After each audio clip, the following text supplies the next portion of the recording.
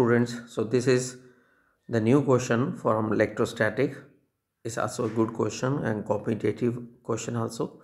A charge Q is placed at the center of the line joining the two equal charges of capital Q. The system of three will be in equilibrium and they're asking about what the small q is. आओ इसका जरा diagram बना के, क्योंकि diagram बना लिया करें, diagram से जरा जल्दी पता लग जाता है। क्वेश्चन में आपके पास इस क्वेश्चन में है दो चार्जेस, अगर आपने ध्यान दिया हो कैपिटल क्यू, इनके बीच का डिस्टेंस तो नहीं मेंशन, लेकिन क्वेश्चन में ये मेंशन किया है कि इसके सेंटर में एक स्मॉल क्यू है। अब डिस्टेंस तो मेंशन नहीं है और आपके पास अगर ये टोटल डिस्टेंस मेंशन नहीं है तो आप इसे लेट कर सकते हैं। हाँ, अगर आपने लेट किया है तो लेट करने से आपके क्वेश्चन को फर्क नहीं पड़ेगा, एंड बिकॉज ये मिड में है easily we can say that this is x/2h। इस क्वेश्चन में एक चीज और गौर करें, आपको कहा गया है कि system of three charges in equilibrium. अगर सारे का सारा सिस्टम इस क्वेश्चन में इक्विलिब्रियम में है, सारे का सारा, इसका मतलब इस बार ए भी इक्विलिब्रियम में है, बी भी इक्विलिब्रियम में है, सी भी इक्विलिब्रियम में है। अब आपको सिस्टम के इन चार्जेस में से क्यू की स्मॉल वैल्यू निकालनी है अगर सिस्टम इक्विलिब्रियम में है। और अगर सिस्टम की बात है तो it's not only to select A और बी और C, you can select any of the charge where will you get the answer. मैं कन्वीनियंस के लिए इस क्वेश्चन में सिलेक्ट करने लगा हूं चार्ज जो ए पे है। आओ सुपरपोजिशन प्रिंसिपल लगाते हैं। बच्चों बताएं, ए के ऊपर जो हमारे पास चार्ज है, सबसे पहले उस ए के ऊपर जो चार्ज है उसे एक फोर्स लग रही।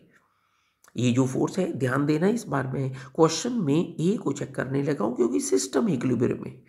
टेल मी, क्या आपने देखा यहां ए को फोर्स लग रही है बी के कारण? लेकिन इस कैपिटल क्यू को दोबारा देखें, इस कैपिटल क्यू को अकेली एक फोर्स नहीं लग रही है, इसी को कैपिटल क्यू को एक और फोर्स लग रही है ए को, लेकिन किसके कारण? सी के कारण। हम अगर इस क्वेश्चन को ध्यान से देखें तो हमारे इस क्वेश्चन में ये चीज़ बहुत इजी लग रही है कि दोनों की दोनों फोर्सेस की डायरेक्शन सेम है। इसका मतलब सिस्टम इक्विलिब्रियम में है। मैं यहाँ पर फोर्स ऑन ए जो बी के कारण लगी है, फोर्स ऑन ए जो सी के कारण लगी है, और क्योंकि दोनों की डायरेक्शन सेम है, अकॉर्डिंग टू क्वेश्चन में उसे जीरो करने लगा। राइट, अब जरा इस फोर्स को पढ़ें जिसका नाम है ए को जो फोर्स लगी बी के कारण, आई विल राइट 1/4πε0। ये कैपिटल क्यू को फोर्स लगी है, ये स्मॉल क्यू के कारण है, but please have a look on that your distance is x/2। Have a look on that A को फोर्स सी के कारण भी लगी है, दिस इज के। आप देख सकते हैं ए को फोर्स लग रही है इस बार सी के कारण, और इस क्वेश्चन में जो डिस्टेंस है वो ये है। हम इस क्वेश्चन में अगर इसको मैथमेटिकली चेक करके देखें तो मेरे पास ये वैल्यू x², और आप जानते हैं यहाँ 4 आ जाएगा। दूसरी चीज़ को मैं राइट साइड पे शिफ्ट करने लगा हूँ ताकि हम अपने क्वेश्चन तक पहुँच सकें। लेकिन अगर आप इसमें चेक करें तो यहाँ से कुछ चीज़ें आपको क्लियर कट दिख रही हैं।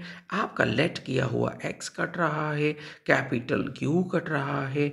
आपको पता है इस क्वेश्चन में पूछा गया है स्मॉल क्यू किसकी टर्म में? कैपिटल क्यू की टर्म में। और होप करता हूं आपको ऑप्शन दिख रही होगी जो कि आपके पास आंसर आ चुका है, और ये चॉइस आपके पास बी है। Thank you.